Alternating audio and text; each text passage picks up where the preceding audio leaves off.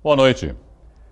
Congestionamentos são frequentes nas rodovias que ligam a região. A situação piora na época da safra de produtos escoados pelo Porto de Santos.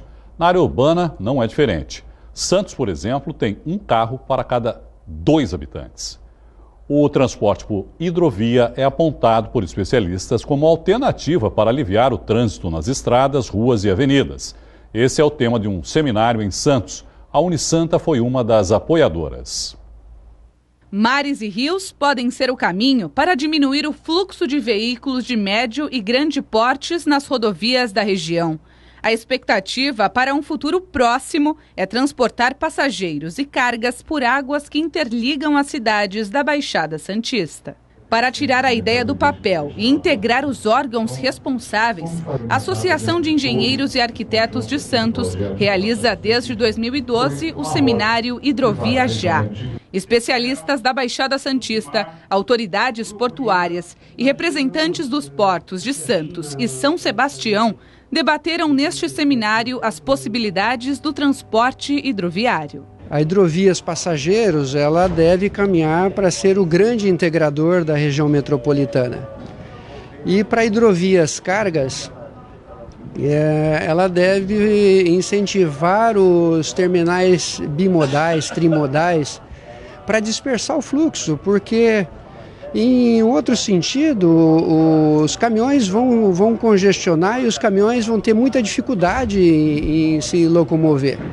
Então a hidrovia ela vem desafogar os caminhões, o sistema rodoviário, e permitir que eles tenham uma melhor eficiência. Na região temos 200 quilômetros aproximadamente de vias navegáveis, dos quais 35 apresentam condições com pouca intervenção para a navegabilidade.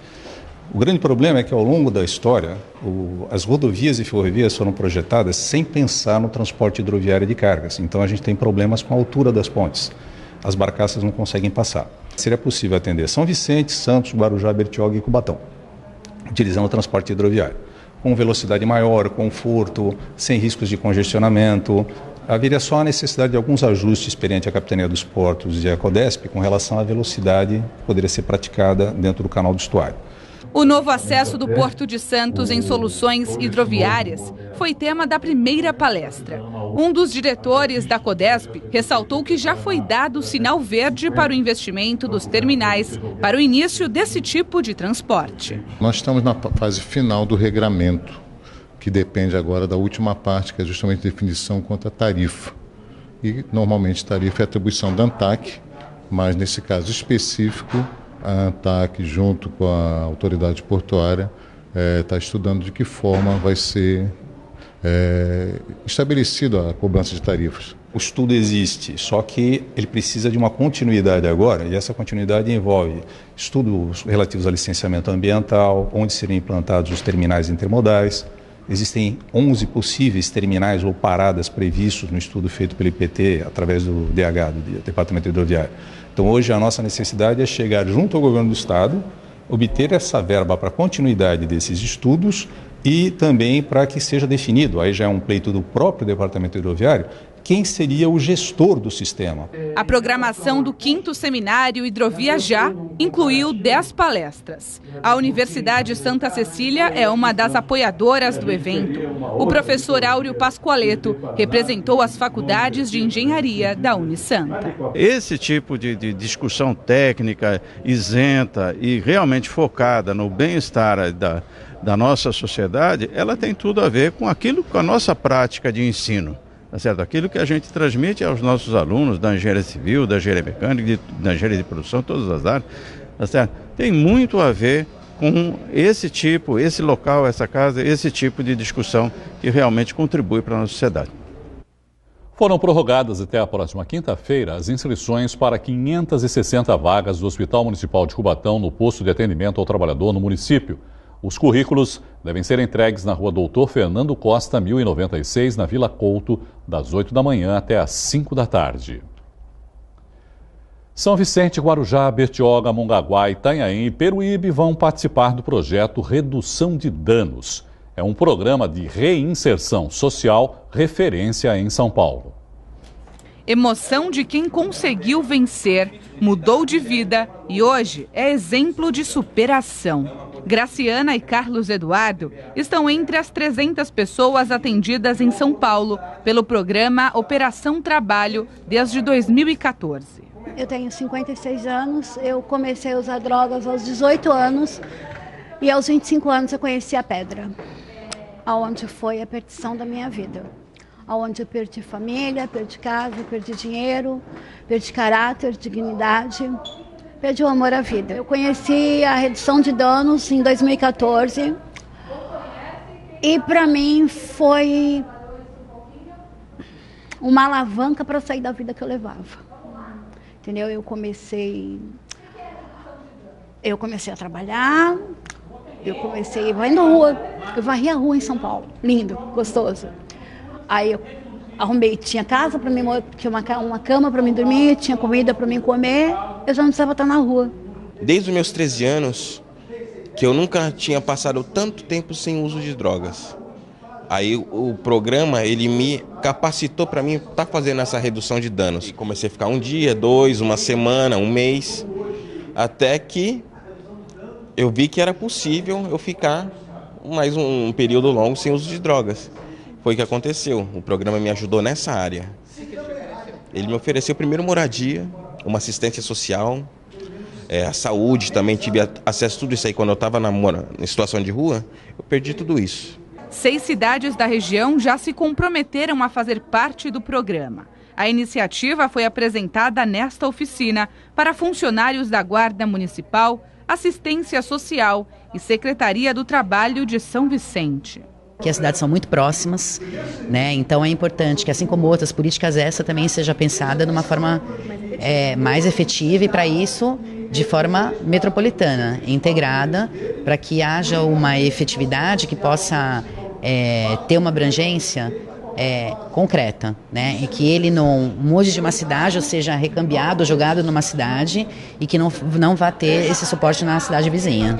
O programa é administrado pela ADESAF, Associação de Desenvolvimento Econômico e Social às Famílias do Estado. O objetivo é provocar a integração de políticas públicas voltadas a pessoas em vulnerabilidade social aqui na região. Basicamente é uma alternativa que não exige do paciente abstinência, porque as pessoas que estão normalmente em programas de redução de danos, elas são acompanhadas, são tratadas na sociedade, então ela não passa pelo isolamento de uma internação. E um dos componentes mais, que é todo o diferencial do programa de redução de danos que a ADESAF trabalha em São Paulo, é o componente do trabalho. Hoje estou aqui, trabalhando com uma nova família, tenho um fruto do meu antigo casamento que é meu filho, mas hoje eu tenho uma nova família, ganhei uma nova filha, por sinal ela tem meu nome, ó, pra você ver que Deus faz. Carlos, o nome dela. Eu digo que tá mais difícil agora do que quando eu estava em situação de rua, porque agora a gente tem as responsabilidades, pagar água, luz, telefone, aluguel, esse tipo de coisa, mas devido à condição que o programa me deu de reorganização, hoje eu me encontro apto a fazer tudo isso aí. A Comissão de Constituição, Justiça e Cidadania da Câmara discute denúncia contra o presidente Michel Temer e 2 ministros. Confira este e outros destaques no Brasil em 1 minuto. O relator Bonifácio de Andrada recomendou a rejeição da denúncia apresentada pela Procuradoria-Geral da República. O presidente Temer e os ministros Eliseu Padilha e Moreira Franco são acusados de tentativa de obstrução de justiça e organização criminosa. Integrantes do Movimento dos Trabalhadores Rurais Sem Terra ocupam desde cedo o térreo do edifício sede do Ministério do Planejamento, Desenvolvimento e Gestão, em Brasília. Segundo os líderes do movimento, o protesto por mais verba para a reforma agrária reúne 1.000 pessoas. Estudantes brasileiros poderão usar as notas do Exame Nacional do Ensino Médio como critério para ingresso em universidades de Portugal. Até agora, 27 instituições de ensino superior aceitam as notas do Enem.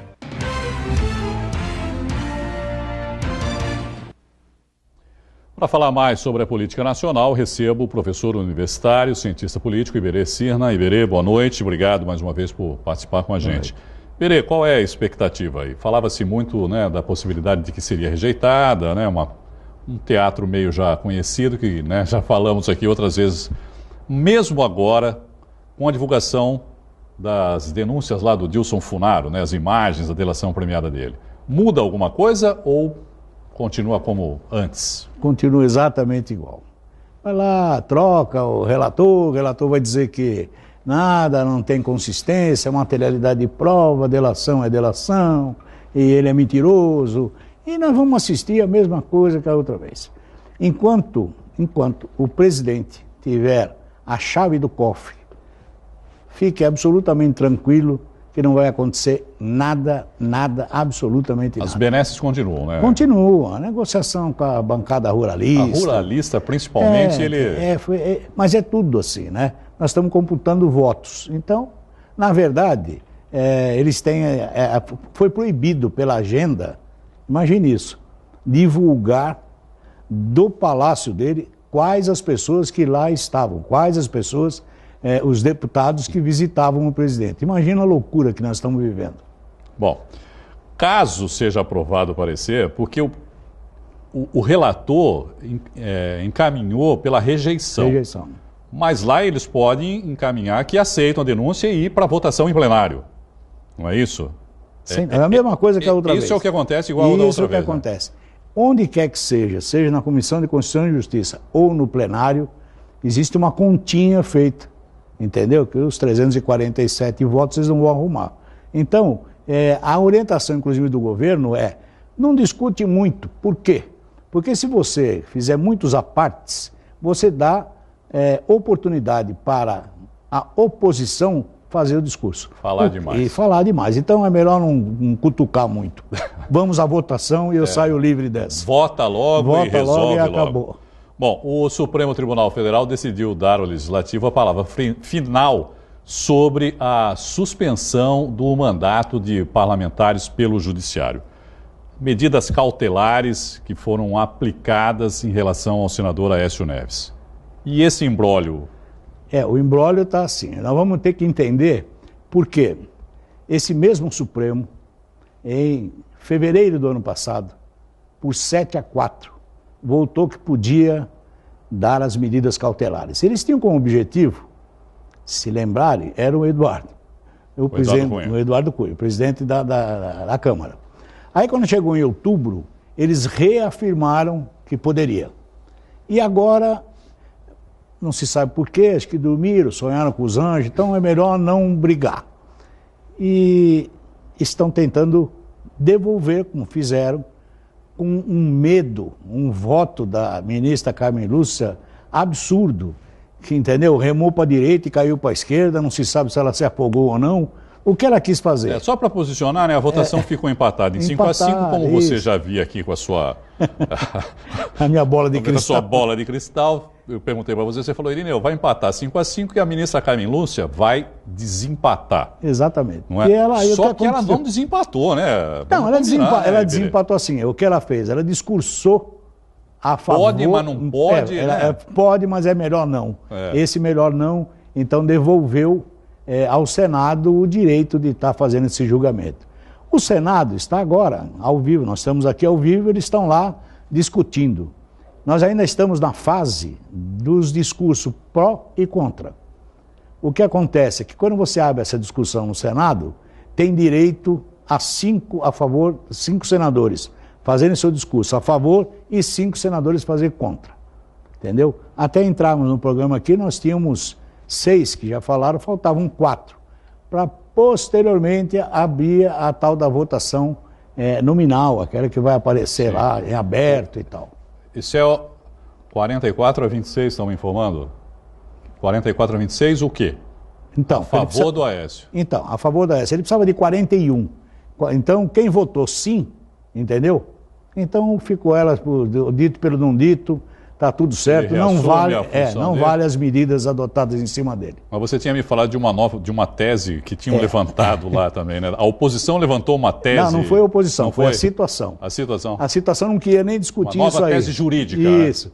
Ele dizia o seguinte, se foi aprovado pela primeira turma e o pleno diz que não, o Senado tem, então tudo aquilo que foi feito para o Oeste nada, apaga, não valia nada. Voltamos a zero. Vamos meter a Comissão de Constituição e Justiça do Senado e começar um processo novo. Bom, a Justiça Federal em São Paulo aceitou a denúncia contra os irmãos Wesley e Wesley Batista por uso de informações privilegiadas e manipulação de mercado. Os dois viraram réus a partir de agora. Iberê, o que acontece com eles? Também, não, desculpa, eu tenho que ser repetitivo sempre. O que vai acontecer com ele? Nada. Nada. Com o dinheiro que tem, vão contratar os grandes advogados, nós vamos entrar com embargo, nós vamos entrar com recurso. Mas ficam presos? Agora vão ficar, um período ele fica, né? Mas isso aí tudo para eles é suportável, entendeu? Agora, eles conseguiram revolucionar todo esse processo, porque entregaram as delações, está aí, ele e o Funaro agora, estão pondo fogo na República. Embora eu acho que isso é fogo de palha. Pode falar, e o objetivo é assim, todas as delações que nós estamos assistindo, né? Quando você entrevista o que foi acusado, nem conheço ele. Isso é uma coisa assim, às vezes é um descaramento. O presidente Michel Temer disse que o Dilson Funaro não conhece o presidente Michel Temer. Não conhece, nunca. Como assim? Ele mora em outro planeta? Ele não sabe quem é o Michel Temer? Então é assim, se nós temos lá pelo menos 30 senadores na mesma situação do Aécio, não poderia dar outro resultado, gente. Eu sou você amanhã, né? Então espera, vamos ficar quietos. Esse é o corporativismo natural, né? Que sempre ocorre nessa situação. E aí nós vamos sempre com aquela mesma ideia. Eles lá se livram, continuam com seus poupudos salários, continuam com seus benesses e nós continuamos pagando, entendeu? Vamos assistir até quando? Não sei. Bom, Iberê, só para a gente encerrar, o STF está defendendo a revisão da possibilidade de prisão após condenação em segunda instância. O que isso significa? Eles sonharam de novo, acordaram, porque isso era uma decisão já do STF, não é, Iberê? O STF já tinha decidido por isso. Tanto é que já foi aplicado. Que era passível de prisão. Isso. Quando necessário, é passível de prisão a partir da segunda instância. Acontece que alguém cutucou lá e disse, não é possível, dos advogados e tal, porque existe um conflito entre o Código de Processo Penal e Constituição. E Constituição. Pelo Código de Processo Penal, no artigo 238, prevê, em compensação, a Constituição diz claramente, você só pode ser preso a partir de todas as instâncias terem sido julgadas. Depois de esgotar todas as instâncias. Então, como segunda instância, ainda temos a terceira instância. Temos aí o Superior Tribunal de Justiça e o Supremo. O STJ e o STF, né? Então não teremos mais nenhum preso assim, sem recurso. Como exemplo, o ex-presidente Lula, por exemplo. O ex-presidente Lula... Existia a possibilidade de uma condenação em segunda instância e aí não poder concorrer. Nesse caso, cai essa tese. Não, porque aí o advogado vai entrar com recurso, obviamente. Porque mesmo ele sendo condenado em segunda, confirmando, né, a condenação em segunda instância, cabe recurso. Isso, cabendo recurso, ele ainda não está finalizado. Berê, obrigado, viu, mais uma vez pela sua participação e uma boa noite. Futebol, a Portuguesa Santista tem novo presidente. A eleição foi ontem à noite. A novidade na Assembleia do Conselho Deliberativo foi a participação de sócios com pelo menos 1 ano de contribuição, mensalidades em dia e maiores de idade. A única chapa inscrita, 100% Briosa, foi eleita por aclamação. O ex-diretor social, Emerson Coelho, assume a presidência do clube no lugar de Lopércio Conde. Presidir a Portuguesa é um motivo de honra, é um motivo de orgulho, é um clube centenário.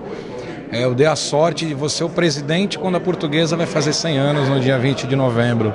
Você é o presidente do centenário, quer dizer, poxa, é uma coincidência, porém aumenta ainda mais a responsabilidade, mas a gente, com trabalho, com dedicação, boa vontade, a gente chega lá. O ex-diretor de esportes, Marcial Turioni, é o novo vice-presidente da Briosa. A Portuguesa tem condições de caminhar sozinha. Vamos precisar de apoio, vamos precisar de patrocínio, mas vamos ter que trabalhar. O intuito é deixar a Portuguesa sólida, de portas abertas para o futuro que vem aí. A nova diretoria, que assume no ano do centenário, vai comandar a Portuguesa Santista nos próximos 2 anos. A gente tem muitas coisas em relação a projetos dentro do clube, a projetos na área social, a projetos na área do futebol, que a gente está tentando criar uma gestão o mais próximo de profissional possível para que a Portuguesa volte a ocupar o lugar que ela merece estar. Nós temos a questão do grande projeto do clube, que é a nova arena, que a cidade toda sabe, portanto, trabalhar nessa direção, estamos trabalhando, há negociações já há algum tempo e, se Deus quiser, vai acontecer tudo isso. E o Santos empatou ontem em 2-2 contra o Vitória no Pacaembu. O Peixe caiu para o terceiro lugar do Brasileirão, está a 9 pontos do líder Corinthians. O Vitória abriu o placar aos 22 minutos do primeiro tempo. David recebeu na área, driblou Vanderlei e mandou para as redes. O Peixe empatou logo depois. Zeca cruzou e Jean Mota fez de cabeça. 1-1. Na segunda etapa, o time baiano voltou a ficar na frente. Neilton cruzou e Wallace Reis subiu mais alto que a zaga. 2-1. Mas, 5 minutos depois, o zagueiro Ramon desviou a bola para o próprio gol. Final no Pacaembu. Santos 2, Vitória 2. Felizmente não fizemos um bom jogo, as coisas não aconteceram. Mas eu acho que ainda não tem nada perdido, ainda tem 10 jogos aí pra gente tentar manter aí essa invencibilidade nossa e tentar chegar próximo do Corinthians. O Peixe volta a campo na quinta-feira contra o Sport fora de casa. Já o Santos B estreia nas quartas de final da Copa Paulista sábado na Vila Belmiro contra a Ferroviária de Araraquara. A Santa Cecília TV transmite a partida ao vivo com exclusividade. Na segunda fase da Copa Paulista, o Santos B disputou 6 jogos. A equipe somou 9 pontos no grupo 6 e garantiu a classificação para as quartas de final como um dos melhores terceiros colocados da Copa Paulista. Levantou Danilo. Contra. Neste sábado, o time comandado por Cleiton Lima inicia o mata-mata contra a Ferroviária na Vila Belmiro às 4 da tarde. A Santa Cecília TV transmite a partida ao vivo com exclusividade. E do futebol, vamos para a natação. Ana Marcela Cunha já está em Hong Kong para a disputa da última etapa da Copa do Mundo de Águas Abertas no sábado. A atleta da Unisanta está em segundo lugar na temporada e ainda tem chance de título. Ela gravou uma mensagem para os torcedores aqui do Brasil. Fala pessoal, tudo bom? Já estamos aqui em Hong Kong, onde vai ser disputada a próxima prova, a última prova da Copa do Mundo, do circuito mundial, no qual eu estou na segunda colocação empatada. E a gente vem para essa prova aí pro tudo ou nada, precisando vencer a prova, né, para garantir essa segunda colocação. Em primeiro lugar, a gente está um pouquinho mais distante, a gente sabe que é um pouco mais difícil, teria que ter uma combinação de resultados, mas a gente está muito feliz, a gente acabou de voltar da China aqui para Hong Kong, e lá na China eu consegui a primeira colocação na etapa da Copa do Mundo, né, e estou muito feliz com essa conquista, e isso fez com que eu conseguisse agora estar nessa briga de novo aí pelas 3 primeiras colocações. E estou muito feliz de poder estar representando Santos, o Brasil e a Universidade de Santa Cecília, com muito orgulho aqui no outro lado do mundo. Valeu, pessoal. Boa sorte para Ana Marcela. O governador do distrito 4.420 do Rotary, Cláudio Takata, visitou hoje a Unisanta e conheceu o atendimento social realizado pela universidade. O governador conheceu de perto o atendimento de fisioterapia e odontologia desenvolvido pela universidade. Primeira vez que venho visitar as instalações e estou muito impressionado, principalmente com a consciência social que a instituição tem em atendimento à comunidade, né? A vinda faz parte da agenda do governador, no dia em que faz a visita oficial ao Rotary Clube Santos Porto. O presidente Andrei Storti fala da experiência. É sempre muito interessante, é sempre uma sensação muito boa para nós rotarianos ver que os nossos projetos são eficientes e estão ajudando a nossa comunidade de Santos. Eu estou adorando. E o pessoal que está comigo também está adorando. Eu acho que está sensacional. O governador também destacou a parceria entre o Rotary e a Unisanta para a criação de mais um serviço à população na área de fisioterapia e voltado a hemofílicos. Eu tenho certeza que dentro em breve a gente vai poder contar com mais esse equipamento para auxiliar a comunidade. A gente está trabalhando para sair ainda esse ano rotário. É que o projeto ele acabou tomando proporções maiores, porque a gente agora está terminando o preenchimento da documentação oficial do Rotary para mandar para o Rotary International. Mas, em paralelo, a faculdade também está fazendo um trabalho de projeto de edificação magnífico e está correndo tudo dentro do prazo esperado. Acho que dentro da minha gestão ainda vai ficar pronto. A edição de hoje termina aqui. Você continua bem informado no Santa Portal. Uma boa noite, eu espero você amanhã. Tchau.